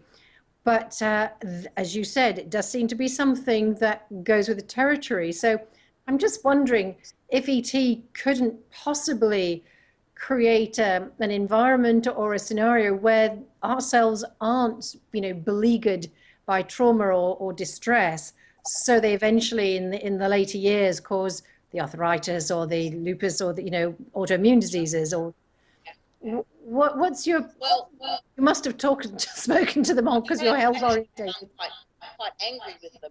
Said them, Graham is the one I'm talking to about it, but it seems to represent them. Quite angry and said it's not fair, that I really have had to suffer a lot physically through it all, and Graham is just almost in tears answering me. I mean, they don't cry, but I feel his tears. saying, look, we're really sorry. We know that's what's happened. It's a side effect of it. We're still learning. We don't know as much as you think. We lose a lot of babies. It's still, you know, we might be ahead of you, but we're still experimenting and trying to work it all out. I am a lot better now than I was years ago. I wasn't expected to live through nothing short of a miracle and a death experience witnessed in hospital, where I was dead for about 2 hours. Oh, And yes, yes. Again, So, you know, experiences do seem to be, not all experiences, but, you know, there's a few I've spoken to who've had near-death experiences. And tell us yeah, about yours, just out of interest, if you're okay with that. yeah, sure. Um, well, after it, I was sick until for a while recovering, but after about a year, I was considerably better than I had been in a long time. I just had chemotherapy, but I reacted badly and went into cardiac arrest. So, you know, there's a reasonable, and I was far too sick to have the chemo. So it was Melbourne Cup Day. It was night duty. The nurses were having a Melbourne Cup party, which is not very funny. And they forgot about me. By the time they came back and checked on me, I was dead and cold and rigid. So anyway, you know, leaving out the rest of the medical stuff, I said to God, I can't take this anymore. I don't want to die, but I feel so sick. I just can't deal with it anymore. Either let me die or fix it. So a lot of stanties in my head. And then I did die. So I then went through a tunnel, but it was no different. If a child sucks up red cordial in a straw, this is awful, but I can't think of another way, and puts their finger on the top, and then puts the straw in a glass of water and lets go, and you watch the red disperse. Do you know what I mean? You watch the Yeah. disperse. That's how I felt. Like I was suddenly pushed through a tunnel, and then I was part of everything, and everything was part of me. Oh, And I yeah. felt exactly like myself, like the same personality, only I didn't feel sick. I felt the sun on my skin, but there wasn't any sun. I felt warm and elated and loved. God said to me, I didn't see a physical being, but God said to me, do you want to stay or do you want to go back? And I said, I want to go back for my children and my then husband. And he said, he won't be there when you get back. Well, he was actually sitting beside me when I left, as in left my body. Anyway, so after I'd made that decision, I went on further. There was no time or distance or space as we know it. But the best I can give you was I was flying about 3 foot off the ground over fields of beautiful flowers that were like double roses or multiple petaled roses, every colour imaginable, and the light permeated everything. Much like if you got a rose petal and shined a torch through it, the colour would be intensified, yeah? Yeah. So, and the magnificent fragrance. And then I came to the edge of a city which I didn't see, but I instinctively knew was over there. And that if I went any further, I couldn't go back. And then suddenly I was back in my body and the nurse was over me having a little freak out. So, and apparently, according to my now ex-husband and the nurse, I just suddenly breathed. And I was aware of her. I was in the room and aware of her well before I was back in my body, because she was having her panic and I'm going, I'm fine, I'm here. And then the witnesses are going, and there are other patients in the room too, no, you were cold and it had begun rigor mortis and we're not even exactly sure how long you were gone. So after that, I did start to improve. I did have some sort of healing. I certainly still have it, but I'm not like I was. Unfortunately, my son now has it. When you're saying it, are you talking about cancer? No, lupus. Lupus. Okay, sorry. Yeah. No, I know I said chemotherapy, but when you've got there's variations of lupus, the extreme systemic version, that's a last resort, and I was at that last resort stage and not expected to live. And I'm still here, so something. And how long ago was that, Jane? More or less. 20 years. Okay. 20 years ago. And at that time, the doctors had said to me, you 2 or 3 years more at best. You know, if you're lucky, that's it, you'll be gone. Well, I'm here. So, you know, I think whether that's angels, God, or the ETs have helped a little bit with their technology. I certainly have had intervention, but I'm still not well. But, you know, that's the way it goes. And I had to, on that note, I had to have a hysterectomy, and my uterus, sorry guys, this is gross, was 3 times the size it was supposed to be when they removed it, and full of tumours that no doctor could label. and they were had hormones in the tumours, hormone producing. So Graham has said to me, well, you know, when we take the fetus out, put it back and give you an injection beside it to make it take, well, that's all of those. Really? So Why? They've got to do better, eh? they've got to do better. And he's just devastatingly upset. And he said, if you knew how many of the babies actually died, you'd be mortified, Jane. You would really be angry. He actually said in the vicinity of 80% of these Really? hybrid babies die. And those that live can't, you know, some of them can survive on Earth and they come back and we never know they're hybrids, but most of them have to live in this spaceship. And he said, every generation it gets better and we get better at it and they become more adapted. So it's like a slow evolution into humans so that they can live here. How long have they been working on this project? About 1,000 years. They've been around for a lot longer than that, but the breeding program, well, I guess they've been working on a lot longer than that, but the generations that have worked and evolved and the passed down memories have only been about the last 1,000. Yeah, astonishing. And just going off at a tangent, because it's just popped into my head. I think I mentioned to you that I had from New Zealand, Suzanne Hanson on a couple of weeks ago, and what an interesting story she had to tell. And then you said, "Oh, I met her." I did. I met Susie. Well, Susie heard me speak a few years ago and left a message with the organiser for me to contact her, which I never got. And then a few years later, I went to see her speak, and I was asked to go and make myself known to her. And she said, you know, I've been wanting to speak to you. I've heard things that you've said, and they're identical to the things that I've seen, and I agree. The technology that Susie describes, I have also seen. We feel like we know each other. I believe we met on the spaceship. She'll have to speak for herself. We feel like we've got so many commonalities. She's got health issues, again, without divulging her personal stuff, similar to mine. Her babies are similar issues. And my surname is Pooley, and that's in her family tree as well. So you wonder if there's a familial tie. Now, I could never have met her before. She grew up in New Zealand. I grew up in Australia, but we feel like we know each other, and she's very familiar to me. So, and this whole end of the world scenario that I'll send you the story of, and the emergency training, she's been part of all of that training too. And I've never heard anybody say the same things as me in my life. I thought I was completely alone until, you know, the recent few years. I didn't, and I'm still very careful, very selective. I don't do research into it. I wanted to get it all together in my head and sort it all out first and cope with the grief and process it psychologically and be 100% sure of my facts before I heard other people so I didn't want them influencing me. So when I heard Susie's story, I'd already sorted all that, and I couldn't believe my ears. It's like, what? Yes, I saw that too. Yes, that's right. You know, different words, but you're describing the same things. I think she even says a light elevator. Yes, she does. Yes. Yes, so it just goes on and on, holograms and training, and you know, I'd say our stories are pretty bloody close. Yeah. And there's no way we could have known about the other person if we hadn't both witnessed the same events. Yeah. So I feel very bonded to Susie. I think she's just absolutely lovely. We just well, it was interesting. She was also saying that one of her children, and she didn't go into it hugely, but was perhaps already prepared for events that might come down the pipe. And part of her role was being there to support them in executing their role, which was humanitarian orientated.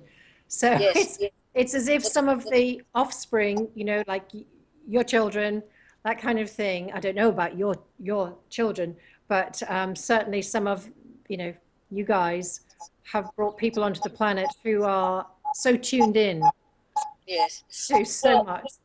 There are things about my children on Earth to do with this, but it's just not really okay for me to say them on here. No, that's fine. To tell you about them privately. Yeah. It's all right for me to talk about those in space because no media can get to them, can they? But mine on Earth need their privacy. But yes, I agree with Susie on all of those things. We've had private discussions and we've both said a lot more than we would say live. Yeah. So just so I just want to, because we're honestly, it's amazing. We're already 15 minutes before we shut shop, as they say. And we could go on for hours. We've only just done the tip of the iceberg of I this. know, and I'm aware of that as well. But I just wondered if you could touch on the human, when I say intervention, I know we had the guy who was, you think, out to end your life, but and something of the helicopters. But have you had quite a lot of harassment and interruption in your life from the human Well, element? it is human. I've had no problems with the aliens. I will say that again and again. Apart from, I mean, I've certainly had consequences and, Yeah. psychological, normal grief for having my children taken and health things, but they haven't intentionally gone out to hurt me. It's all been human. I have a lot of technological interference. I'm amazed we've gotten through this conversation without being cut off. It's You know consistent. what? I honestly, I'm thanking them because it's because I'm sure, this happened with Susie, as I said to you. Don't want to speak too soon. I'm touching wood. But I mean, yesterday we could hardly speak, could we? I I mean, know. It was hysterical. We just had to keep trying again, and today we've gotten through. But I too said my little prayers, both to yeah, God and Graham, as come on, you want me. I feel that I've been asked to get my story out, and that is sometimes embarrassing because, as I've said, my family don't believe it, but my friends seem to. But I'm just swallowing it.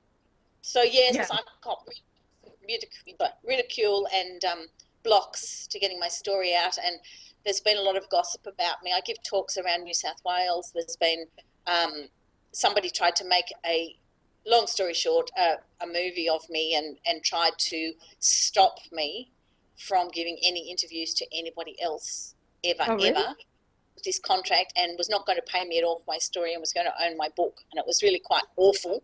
But of course, I wouldn't sign the contract. And I've done 12, you're the 12th, no, you're the 13th radio interview.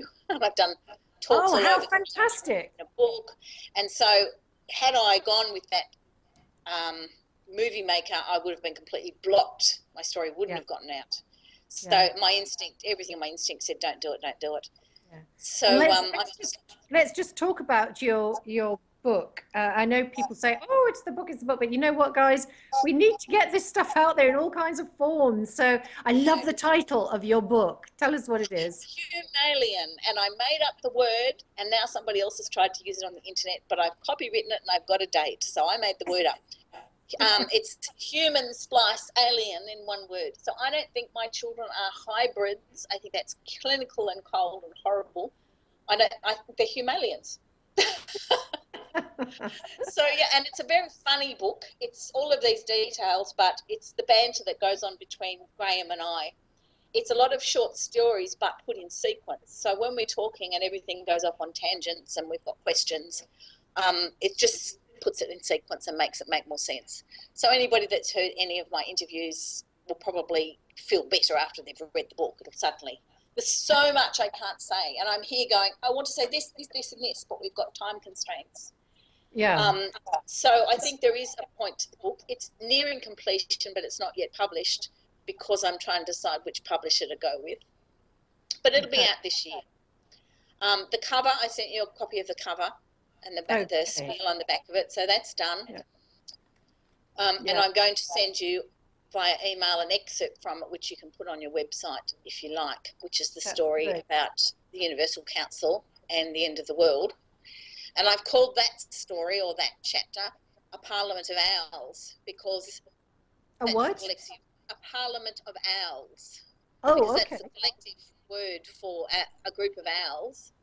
And because in this story, Grand Poobah, or the leader of the council or the judge, has brows that makes me think of an owl. Plus, there is some significance in owls. What I is hear. that, Jane? What I is that? don't know. Could somebody Oh, tell me? But can't you apparently, ask, Graham? yeah. Well, I was at a Star Watch with a group of believers, a UFO group I belong to, and this child-sized owl came and sat down beside me. It was the biggest owl I have ever seen in my life. There were about a dozen people that saw it, and it came while I was telling them a story of one of my experiences. So there are all sorts of bizarre theories out there. I don't know what it is, but there is a correlation. When I'm taken, an owl will often appear on my back fence. So I don't know. Yeah, it is. I mean, some people have said there was a guy who was going to just look at that aspect of, the experience, as it were, because he said it's so prevalent. Sorry, let me just say, just getting Yes. that book cover up as well, just so we can see that. Well done for you for doing it. It's taken me 3 or more years to work with Bill on his story, because the memory issue, yours seem to be really clarified, but it's been so hard, and it's so hard for so many. So, congratulations for you, because whatever anybody Thank you. thinks or believes, doesn't believe, I understand. I don't know, but I understand how difficult it can be. Believe you me, I really do. I just have that ability to know. Speaking But on sorry. No, I was just going to say, but again, the ET thing, the owl thing is always around, and he was wondering Really, this really understand.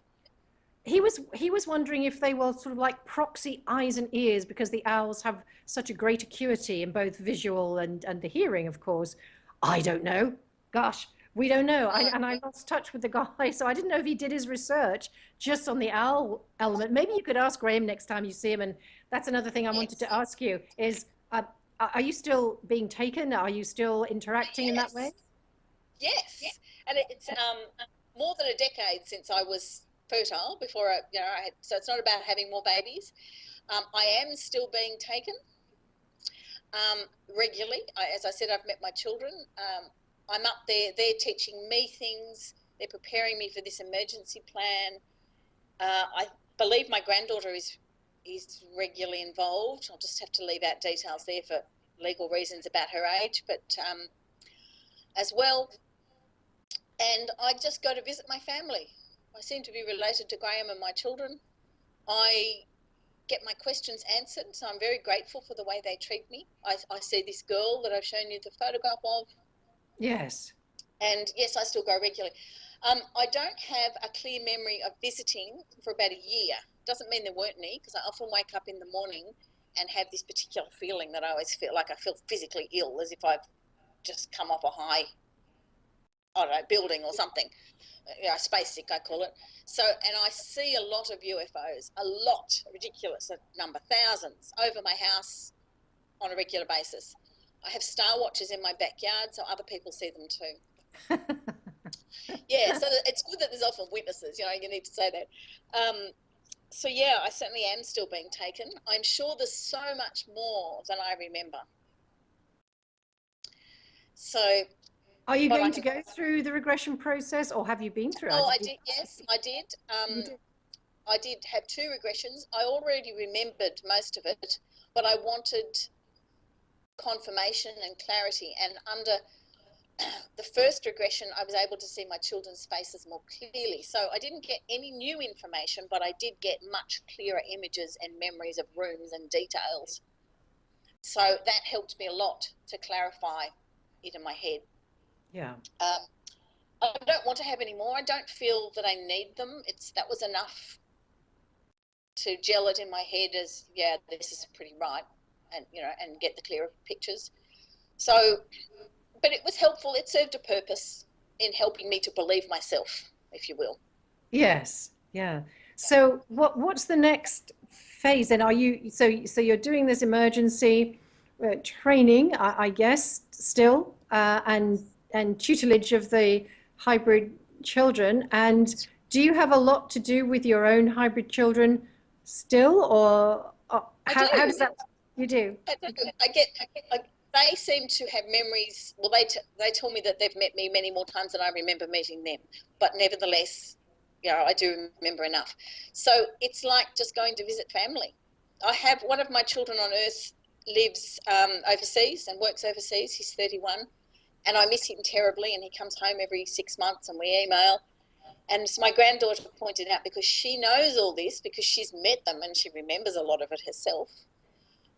It's no different to this son being in another country. They're just in space. So I miss them terribly. I grieve for them, but I feel so much better. There's so much healing in actually physically meeting them and being aware that I'm not a nutcase. It really all happened. Because you do doubt yourself, even though you know it's true, that every now and then a doubt creeps in and you go, this is ridiculous.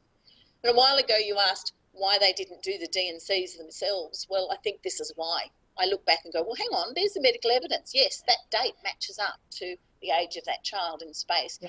You know? Yeah, sure. So it is definitely still going on. I am as surprised as anybody that it hasn't stopped. In fact, I'd say it's increased in frequency. And I think after a certain time you get a choice. If you're afraid they don't take you, and I'm sitting here going, more, take me. This is fun. So, and I've grown to love Graham and my own children and the other hybrid children. And so why wouldn't I want to see them? Yeah, no, but absolutely. I don't get a lot of say in when. They seem to decide. Yeah. Oh, they never take me if I've got a cold. Never. And that's because they have such poor immune systems. They live in a basically sterile environment. So I notice that I don't even see spaceships in the sky if I've got a cold, which is interesting. Yeah, absolutely fascinating. Well, I think it's been an absolute treat, and thank you very much for being the Ammach Files last guest. How absolutely wonderful. And thank really you, Joanne. Jane, it's been wonderful. And thank you, Stephen, for being there with the pics and streaming us, and for everybody else for listening. I'm sorry I didn't get to ask all the questions, or a few more questions, Jane, but I actually didn't understand them myself. I couldn't work out what they quite meant. The question. Anyway, I'm sure, I know we did talk about contacting or connecting with you if there were any other questions or anything, which you said you were, I think, okay with. So if anybody's got any further questions, sorry, Jane, I was just going to say, if anybody's got any further questions that you didn't get asked, or you'd like to further information, I'm sure Jane would be open to that. And we'll have an email address, Jane, is that right? Because you don't have a website. Oh, I've got a website being done. Oh, okay. All right. Well, maybe also when you have that, you can let us know, and I can put it out on the podcast page anyway, which will be great. So the email is Jane Pooley, JANEPOOLEY, all lowercase, no space, at outlook.com. And that is specifically for that purpose. That's not my private email. So the book is called Humalian, HUMALIAN. Yeah. And it will be released this year. Okay. And I am happy to answer any questions. If I sometimes become quite overwhelmed and flooded with emails and comments. I promise to answer every single one. So if I don't answer straight away, I've just got too many, but I will get there, because I believe my role, and we all have different roles, as you have this one, is to get the word out there about what I remember and about what decent people they really are, and dispel some of the myths and fear, because it's actually quite fun going up there and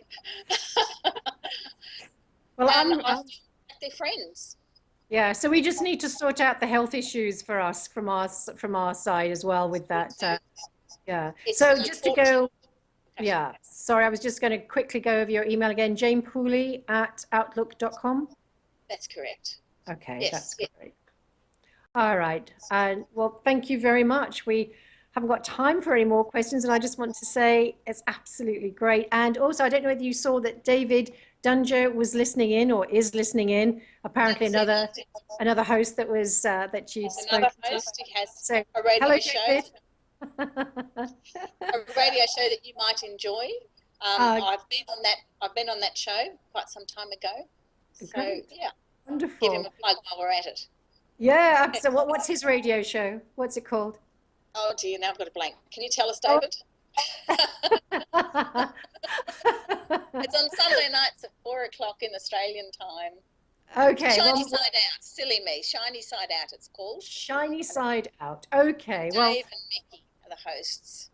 That's great. That's absolutely lovely. Well, thank you everybody for listening, and thank you for making my time on PIR with the Ammach Files a wonderful one. It's been a great experience, and thank you all very much for your support and help. But don't think you're getting rid of me that easily. I will be back. I just don't know when. So watch this space. The podcasts are up, folks, and they're going to remain. And as I say, I will keep you posted. And meanwhile, thank you very much, Jane. I'm absolutely thrilled to have had you on. It's been a delight. And thank you for the education. That's wonderful. Okay, I look forward to catching up with you again as well. So anything you want to finish with, Jane, before we hit the outro button? No, just thank you for the opportunity. I think it's really important, and you're doing a wonderful job getting it all on air, as are you, David, and other radio hosts. I think it's a really important thing. The world is changing, and we all need to open our ears and eyes a little bit more to the reality of what's happening. Yeah. Thank you Right. very much. Thank you.